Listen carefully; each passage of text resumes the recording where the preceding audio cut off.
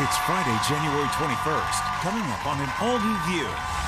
Ed Harris is telling you about his real-life adventures making his new movie, The Way Back, and how he married his wife of 27 years while they were filming a movie together. Then, Fashion Friday's getting a beautiful forecast for spring from designer to the star's Kenneth Cole, and finding out why he takes on controversial issues from gun control to abortion in his ad campaigns. Plus, how can a woman not know she's pregnant?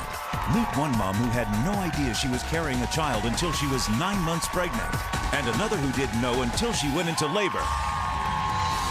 All that, hot topics and more, coming up on The View.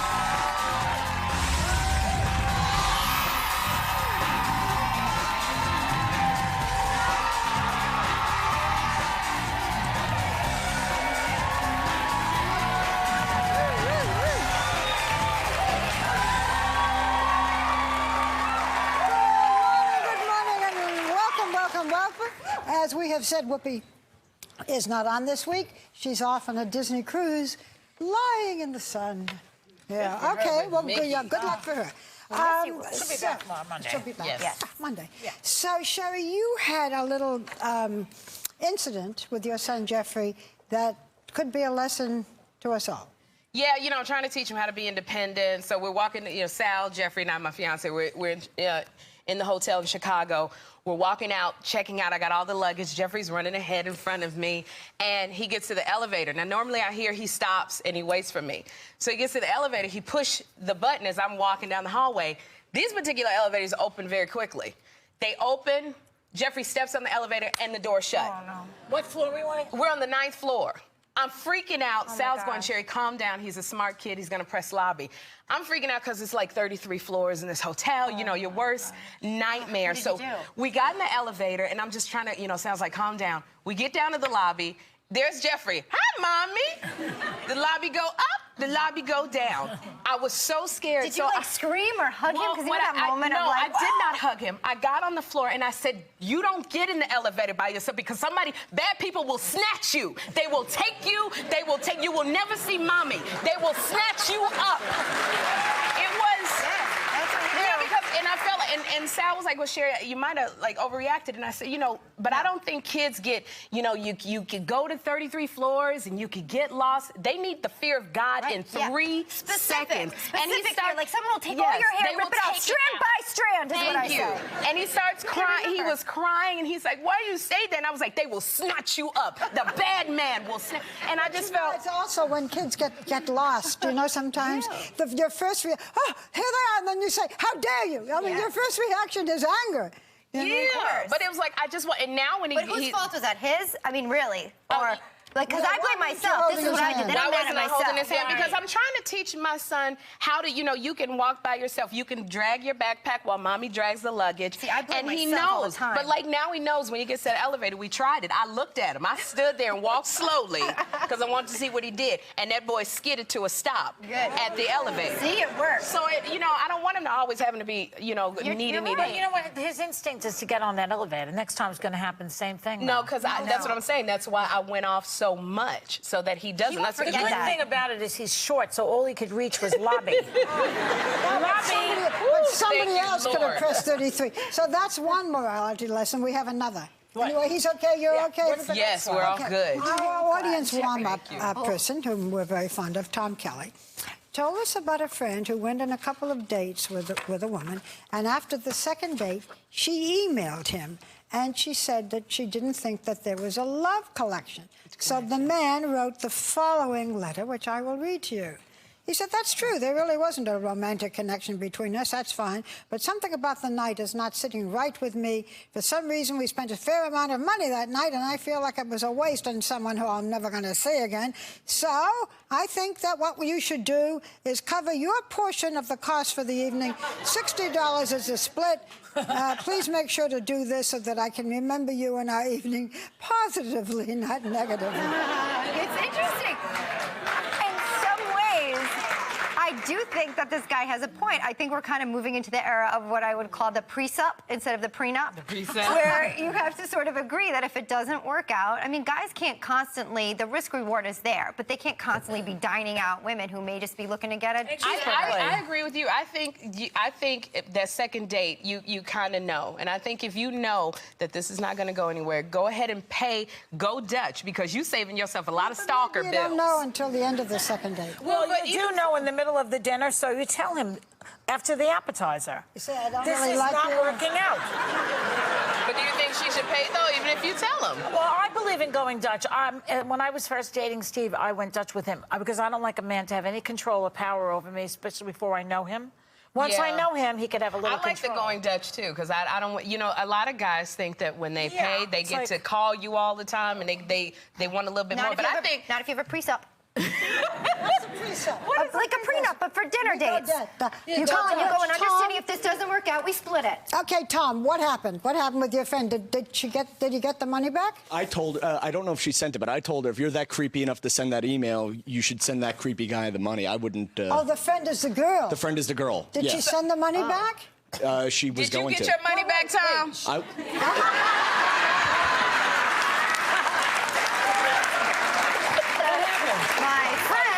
I'm friends with the girl who got the letter. Yeah, okay. And I would never, ever do that, but Why wouldn't you do it?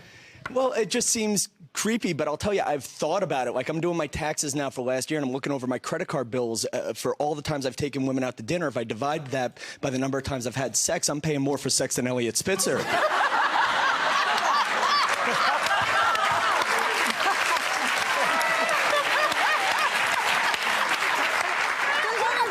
Have anything to say about that? Don't you think a man... agree. But I think a man who sends an email... That the girl should go Dutch, or she should pay the money. Is it tacky to send the letter? I think don't you think you might have I know when a more date's going problems? bad, like, if I'm on a date with a girl and it's going bad and she offers to go Dutch, I pay it off because I don't want to hear from her again. You know, like, that way there's no guilt. I could say, I paid for dinner. Well, yeah, it's that's over. how women feel, too. It's like, leave me out, you know. But that's or what I'm even saying. Steven. I'm asking a man who would send you an email saying, I need you to pay the money back. Shouldn't you send the money back? Because that sounds a little like he's going to be calling your job. He will not leave you alone. I don't know. That's a little creepy. I would send it back if someone asked. Send it back. Okay, Send let more. me move on to a similar situation while we are talking about sex. Okay. Yes, okay. So there was a recent article in the New York Times that claimed there was a survey. There's always a survey. Not necessarily the New York Times, always a survey. I'll say that if a woman finds her husband is cheating, is one thing, and she's, upset. But if she finds out that he was using their own bed to cheat, it takes the betrayal to a whole other different level. Now, this apparently doesn't matter as much for the man. What he minds is, did they even use my house? My territory. How dare they come in my house? The idea of it being in my bed. Well, it's like a nest for a woman, and some other woman's laying eggs in there. You know what I mean? You don't like some woman in your nest. But you know, it's so funny. I completely disagree. I disagree whoever took this poll, because I called up a bunch of my male friends, and I said, would it really bother you if they slept in the same bed? And they were all like, heck yeah. It would bother me, because that meant you didn't even respect me in the fact that the neighbors could see, the kids could come home, you couldn't go to another city. They said, and then I got to get in that bed with you and think about another man that was there. Upset. The article said they're upset, but the women are more upset. Yeah. Do you change the sheets? Because they have to do the laundry, that's why. Yeah. Do you change the sheets? Do you change the sheets? Yeah, you bring them around that guy's neck is what you do with the sheets. I would burn the mattress. You got to get rid of the bed, everything. I don't want anything. It's just a person. It's not bed bugs. No, but I don't want to know a woman has been in my bed. I don't want anything. To me, that's the ultimate betrayal. Get rid of it all. In the bed is like the ultimate. It's like that to me is an emotional message to that. What about divorce proceedings to follow? Because that's what that is about. I mean, you see the woman in your bed. But even if you worked it out, I wouldn't want the same furniture that she was in. It's a good excuse to buy new furniture. It seems to me that it is the ultimate betrayal. Yeah. Not only to cheat, but to have to have it in your own bedroom. In your own bed. Oh, gee. It's a sacred. With a video camera. I hate that. At least go Dutch. Make them pay for half the mattress. Pay for the sheets, yeah. The laundry bill. Bring your own sheets. Oh, we always take the high road. Okay. And now a high road word from our sponsor. You know, when I heard that most women in America are not getting the calcium they need and how Yoplait Original wants to change that, I question if I've been eating enough calcium-rich foods myself on this show. So I decided to take a walk down memory lane, and it was not pretty. Take a look.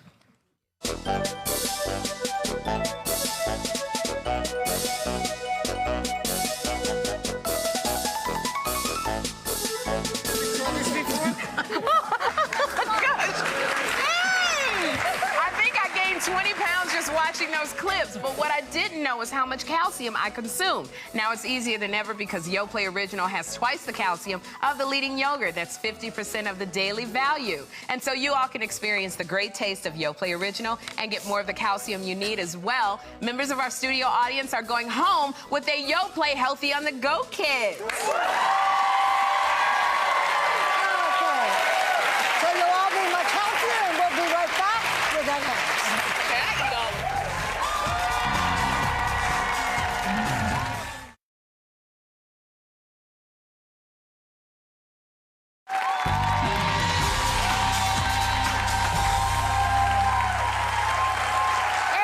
Is one of the most riveting actors in film today, and in his latest, The Way Back, he is in top form as an American in a Russian prison camp at the dawn of World War II, where survival is more important than anything else. Take a look.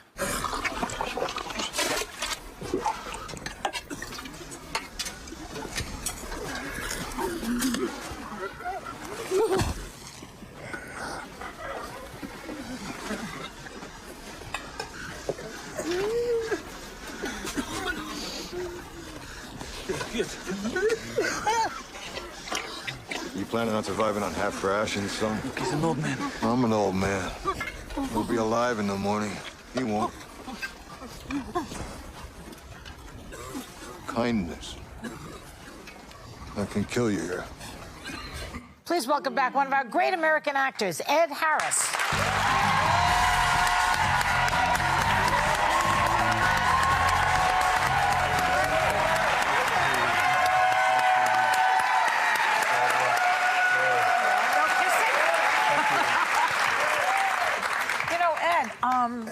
I saw the movie, and it's an incredible movie. I mean, you feel the pain of these guys. You're escaping from this POW camp, a gulag, right, in Siberia. In Siberia. And in the 1940s, right? 1940, yeah. And Hitler and Stalin are playing their games. But you're an American in Russia. Why is an American in Russia at that time? Well, you know, during the Depression, which I didn't know this, thousands of Americans went to Russia. Russia was actually advertising in the United States workers' paradise, their five-year plan. Is the way to be. In the first 8 months of 1931, Amtorg, I think was the Soviet trade agency, was advertising. They had 100,000 applicants for jobs in the Soviet Union. Really? So he's a lot of people went over there. Some had jobs lined up, some just went to get work. And when you went over there, they would confiscate your passport, basically. And when the things started getting hairy and really nasty, you couldn't get out. To the consulate, they wouldn't. They wouldn't let you out. They wouldn't let you out. And your character went over there with his son to work, but you filmed this movie in Bulgaria, in Morocco, in India. It was severe weather conditions that you filmed it under. And you said your physical transformation was amazing, but you said you did manual labor to get into that character, to get the calluses. What else did you do? Well, you know, I dropped some weight because I figured these guys are in this prison camp and they're not getting food and they're working 12 hours a day. So I got pretty lean, and I kind of measured that because we got a little leaner in the desert part of the story. But yeah, I mean, I've got this piece of property up above my house, which is like solid, like rock, earth, you know, and I got a great pickaxe and just went up there a couple hours a day. And you're pretty lean now. Are you leaner then? I was leaner then, you're about as but then lean I kind of stayed kind of lean, you know. I see. You're still pretty lean. Yeah, I'm still pretty lean. I like staying lean. It gives me more energy, you know. Yeah. You're kind of shy, aren't you, Ed? You're a little shy, yeah. Well, I mean, you know. We like that about you. You're so cute. We truly admire your talent and such a commitment to the craft you have. What about the language? I know Colin Farrell had to learn Russian. Is it something you learned? Did you know any of it beforehand? Yeah, well, I knew I had to speak some Russian, not too much. Right. Thank goodness. My character supposedly was fluent in Russian, who's an engineer who went to work on the Moscow Metro, you know, but his family was Finnish, etc. But Yeah, I got the Rosetta Stone, you know that thing you can get? Yeah. I started, Did it work? on Did it Russian. work? Well, it worked a little bit. You know. I started working with that, and then when we got to Bulgaria, we got there a couple weeks before we started filming, and had a great, it was actually a Bulgarian fellow, but he helped us with the Russian. What can you say today? That's Vidania. That's Vidania. Everybody knows No, that. he just speaks less Russian than you do. No, it didn't stick. What can I tell you? You know what? Joy said that you were very shy, and at the risk of embarrassing you, Go ahead. okay, I'll embarrass you. So you were nominated for Oscars for films like Apollo 13, The Truman Show, Pollock, The Hours, and you have been called by several critics the thinking woman's sex symbol. Yeah, baby. Now, you know that. First of That may all, have been a few years ago. I don't first know. of all, I wonder if your wife agrees. But I mean, what does that mean to you, the thinking woman's sex symbol? Well, That's how I we all really, feel you know, about it's you a really here. difficult question to answer, Barbara. I mean, you all are thinking women, right? So I Yes. don't know. I mean, Oh, yeah. Shall we vote? Yes. you don't have to, please. We were going to raise our hands. I think most women do think. So therefore, I think it's a very nice compliment. We like that. Good answer. What about one woman in particular? Your wife Amy. You guys married 28 years. Yeah, we've been almost 28. And right? wedding day jitters, I heard. Is that true? Pretty Were you lady. nervous the day of the wedding, like most grooms? Well, we were going to get married. You know, we were down in Texas working on Places in the Heart, and we said Friday we'd get married. Monday, Justice of the Peace, and I woke up and I said, you know, I don't know, man, let's go have breakfast or something. And so we did, and then we went down there, and yeah, it took about 2 minutes, and I walked out. I almost fell over. I was faint. Really? Yeah. But 28 years, that's Yeah. 28 years later. 28 years later, you're we're doing doing right. good, What's the man. secret? Yeah. Yeah, how come you're doing good? Tell us. Well, you know, we communicate. yeah. And early on in our relationship, she has said, you know, you've got to talk to me. You've got to tell me how you feel about things. You can't just be the silent guy, or this ain't going to work. But you are kind of a silent guy. Well, you know, over time, I learned how to kind of open up a little bit and share my life with her, and vice versa. So we do great. Okay, Excellent. good. That is Plus, Are we you going love to work each other. together And, again? You love each other. I That's the hope so. bottom line. Yeah. You're going to work yeah, together we did a again? couple things last year together, which were really fun, you know, and so hope to do some more work together. Well, I love do working with her. You have another project coming up, which is called Man on a Ledge. What's that about? Yeah. Man on a ledge. Oh, yeah. You got to communicate and tell us how you feel, I just Ed. finished that. It's a kind of a caper film, you know? Yeah, and I'm basically the bad guy. Yeah, I just finished shooting it in New York last week. What was your favorite role? Pollock? My favorite role ever of all time? Yeah. I'd have to put Pollock up there, and plus I had directed that film, you know, and then Appaloosa I really enjoyed, you know. But most of the things I've done, there's been something about them that you know, has been rewarding and meant a lot to me. What do you look for? Well, I try to find something that it's really an instinctive thing. You know, you read something and it either hits you somewhere or not. And sometimes maybe you haven't worked for a while and it hits you because it hits your pocketbook, and you go, okay, That I we guess I better understand, go to too. work, you know. Yeah. Well, you know, But mostly it's a gut feeling about a character, the people that are going to work on it, the story, you know. Yeah.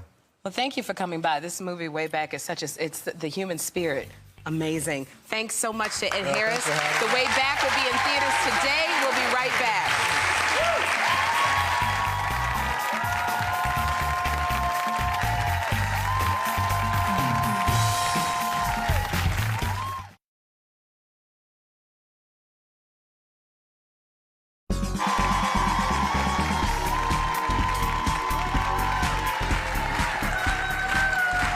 He was a boy from Brooklyn who started his business from the back of a trailer and went on to become one of the biggest names in fashion. Please welcome Kenneth Cole.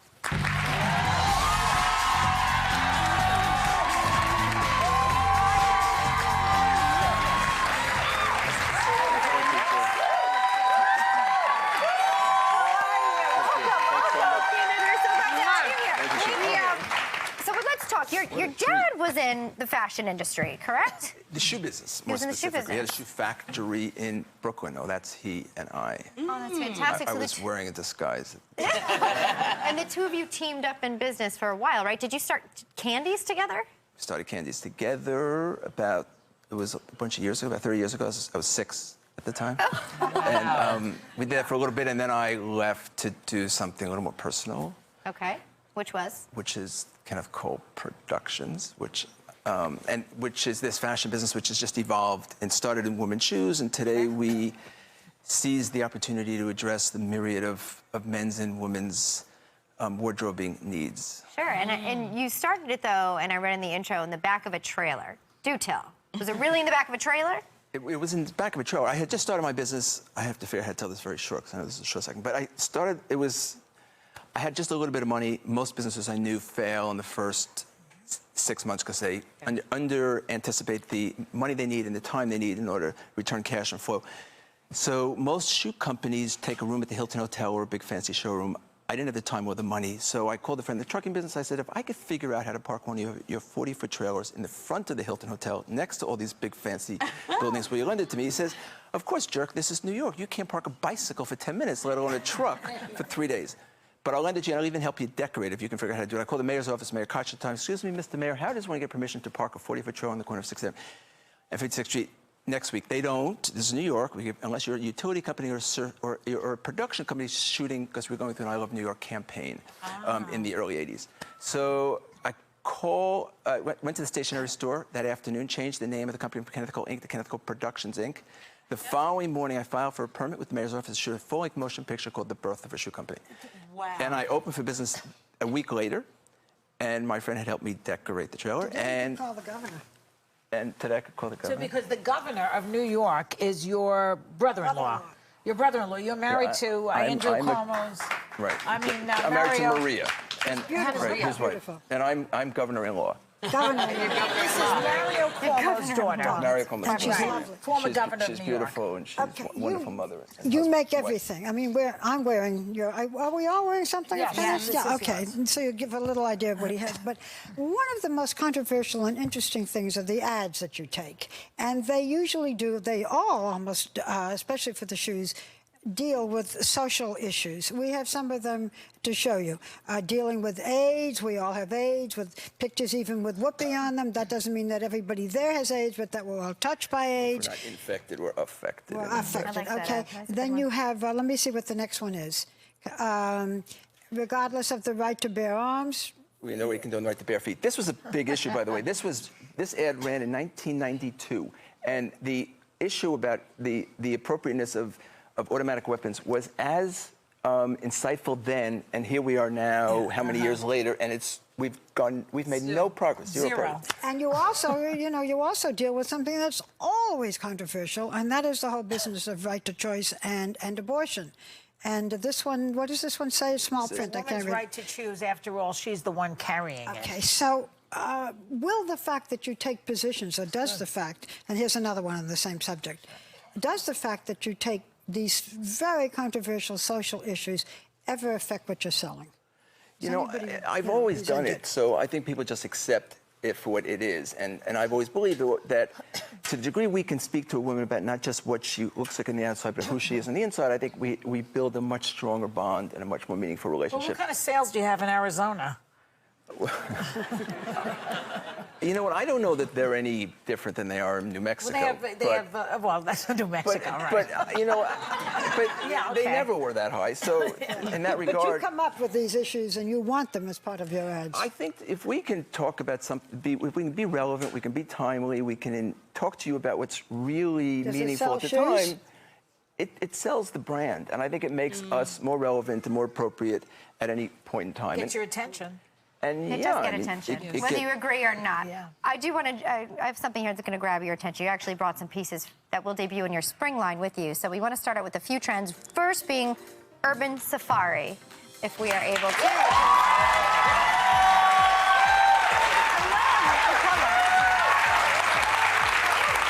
Fantastic colors. I'm sure everything, men's, women's, clothes, bags. Yeah, men's, women's clothes. We look to whatever opportunity and to tell great, interesting, wonderful ways to dress you at any given moment. So safari is a big trend right now, and taking pops of color, orange in this case is the big color of the spring, with big oversized accessories allows you to carry this during the day or lose the accessories and more into evening. And very comfortable, easy clothes, and Great bags. Love the combination great of the bags. bags. Big oversized bags Just sometimes. not wear that dress in a real safari.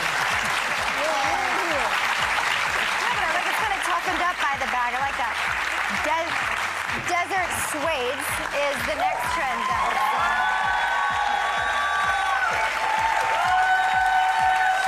So this is a desert suede is a kind of a trend. I mean, suede dressing is important right now, and typically one would think suede is something you wore in the fall. It's actually you can wear it year-round. It's light, it's unlined with skinny white jean and a little caged high heel women's sandal.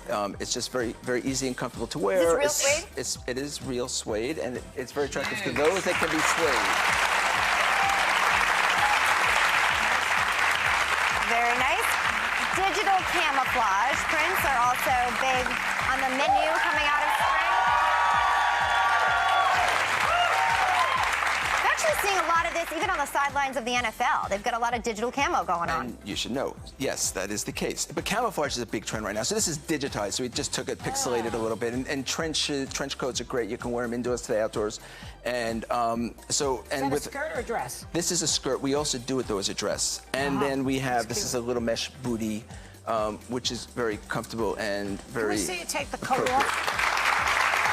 I like that. I could wear that. A little longer though. It's too short. Skirt and top.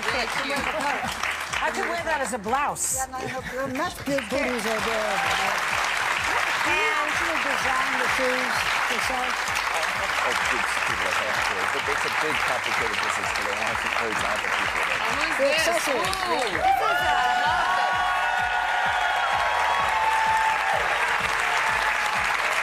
This is your modern military category, Military correct? dressing is very important today, and this is clean, refined, again, colorful, little bits of epaulets and a comfortable little suit with great accessories, again, camouflage accessories. And this is great because if you are at work and you get and you are enlisted, you don't have to go home and change. So Is this a silk?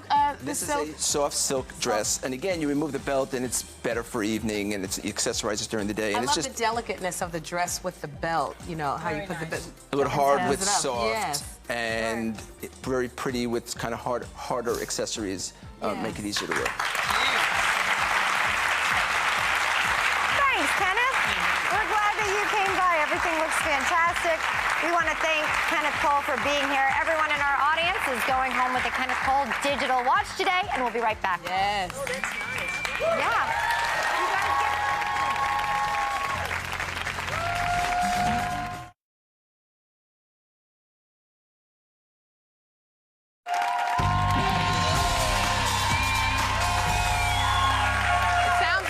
Impossible. How could a woman have no idea she's pregnant until the very end? This happens more often than you think, and today you're going to meet two of those women. Our first guest didn't know she was pregnant until she went into labor at 6.5 months. Please welcome Giselle Arnold.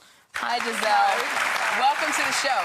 Okay, so let's start out with your story. You were married. You had already had a child who was 9 months old that you were nursing. When you found out that, you didn't even know you're pregnant. So tell me, how'd you find out you were pregnant? When I went to the hospital and I gave birth.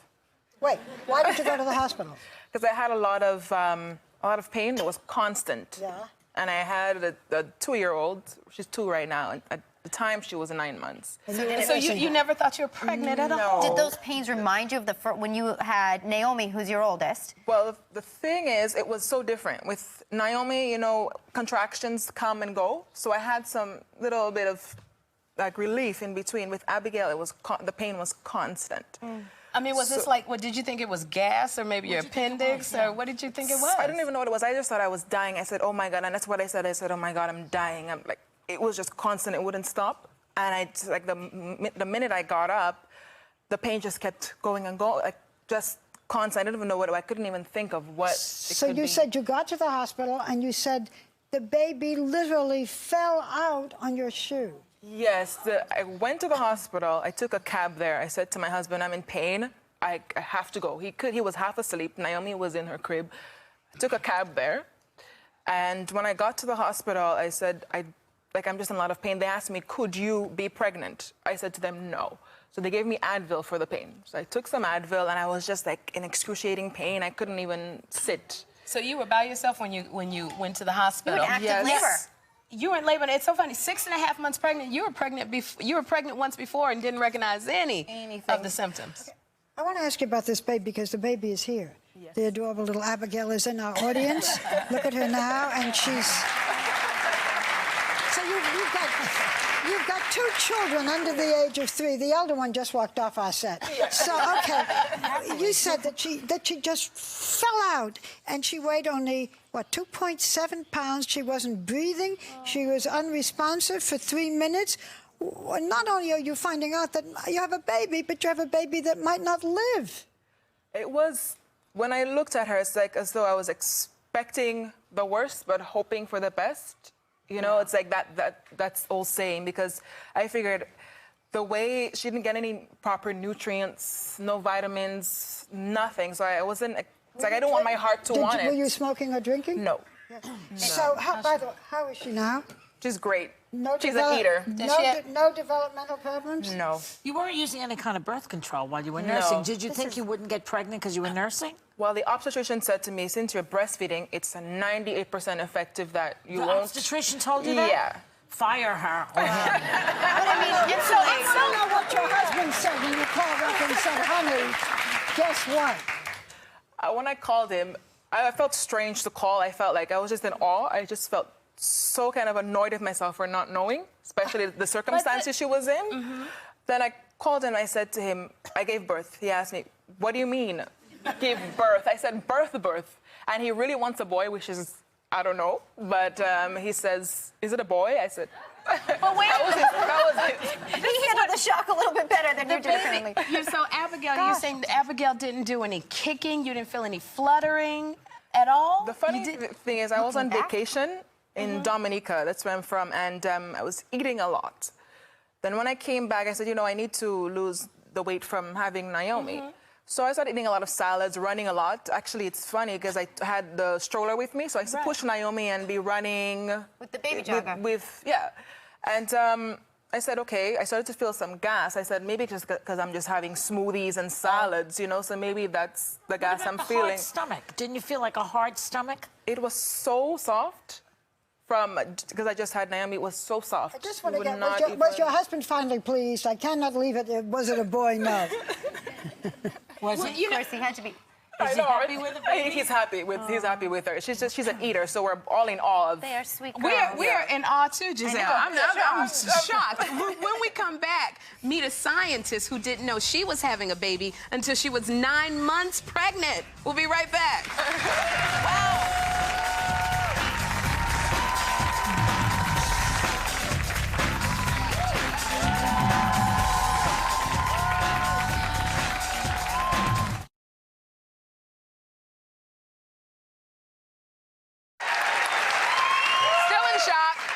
Segment, we talked to a mom who had no idea she was pregnant until she was in labor. And right now, meet a scientist who didn't know what was happening in her own anatomy until she was 9 months pregnant. Please welcome Jennifer Lines. Hi, Jennifer. Hi. Okay, girl, this is...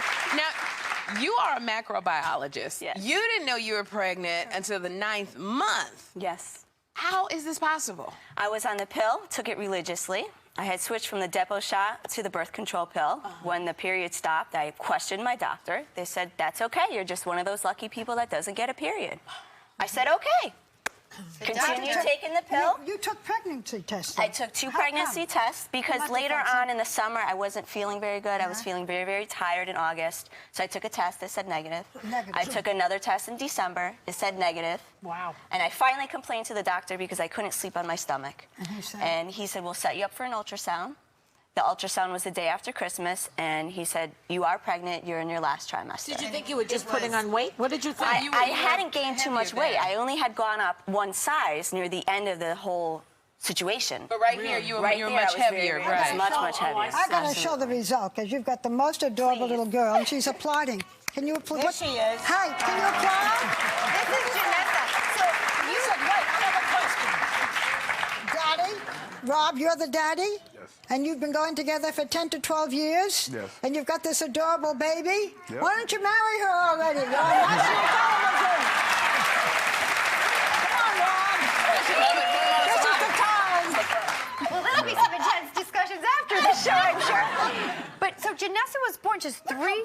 You find out you're pregnant. 3 days later, Janessa is born. Right. Was everything okay with her right from the start? Were there any health complications? She was perfectly healthy, very small, and couldn't keep her body temperature in, so they kept her in NICU. 4 pounds, 13 ounces. But other than that, she was perfectly and healthy. I have to say, she's one outstanding girl. We were talking backstage. She's exuberant. But I have to see Dr. Roman from the New York NYU Langone Medical Center is with us. Dr. Roman, you didn't treat either of the women here, but you have treated women in this situation. Number one, how common is this? And number two, how dangerous is it for both baby and mom to not know? I mean, we're seeing the best case scenarios here. That's right, that's right. And luckily, we have 2 healthy babies here. You know, nobody keeps statistics on how many women give birth, yet don't realize that they were pregnant before that. So there are no statistics on this, but I think if you were to poll every obstetrician, we've all seen this in our career. The woman who comes in either late in pregnancy, not realizing they're pregnant, or the woman who actually comes in labor and gives birth without knowing that she was pregnant. I have a question for you the audience might be interested in. Jennifer said that she took 2 home pregnancy tests, and they both came back negative, and yet she was quite pregnant. Do those things work or not? They work. They do work, but there are some things that can cause false negative results. So if you're doing it too early, if you're doing the pregnancy test before you actually miss your period, that's one reason you could have a false negative. If you do it during the right time, but your urine's too dilute, or you read it too early, or you're reading the stick too late, there are just a number of reasons why. What about the ultrasound? Well, ultrasound, if it's done too early in pregnancy, you're not going to detect a pregnancy in the uterus. But later on, you certainly should detect it. Dr. Roman, how is it possible if you're not getting your period that you can get pregnant? Well, think of it this way. You get the period after you ovulate. So the fact that she didn't get her period means that exactly. She ovulated, she lucked out, she got pregnant, and she didn't miss the period, or she missed the period because she was pregnant. It would seem sort of irresponsible. I mean, if a doctor knows you haven't gotten your period in many, many months, for many health reasons outside of pregnancy, not having that would be a cause for concern and maybe more testing, correct? Well, a certain number of women don't get their periods when they're on birth control pills, especially if they're on a low-dose birth control pill. It's because the hormone's so low, they just don't build up enough lining to shed when they withdraw from the pill. Sometimes birth control pills don't work, sometimes the test doesn't work, sometimes the ultrasound doesn't work. Let me ask both of you, if you skip a couple of periods, what are you going to do now? Have a heart attack. Nervous. Didn't you get any food cravings or anything throughout the whole thing? Nothing. Nothing. Never a desire for pickles and ice cream, no cliche. What about emotionally? I mean, those 9 months sometimes give women a chance to prepare just for the complexity, the complexion of their home changing. Did you feel like you needed, like, oh my goodness, how am I ever going to process this? Yeah, I had 3 days, so I guess it's a little better than just having a child right away. But it all worked out. Yeah, it did. We're glad. Yeah, We're we had glad. good family, great friends. All's People well helped that out ends with well. everything It's else. I'm not waiting for Rob to propose. Sorry, Rob. Thank you so much. You need to check and make sure you're not pregnant, girl. With this. Woo! Giselle, Jennifer, and Dr. Roman, thank you. I Didn't Know I Was Pregnant airs on TLC. We'll be right back.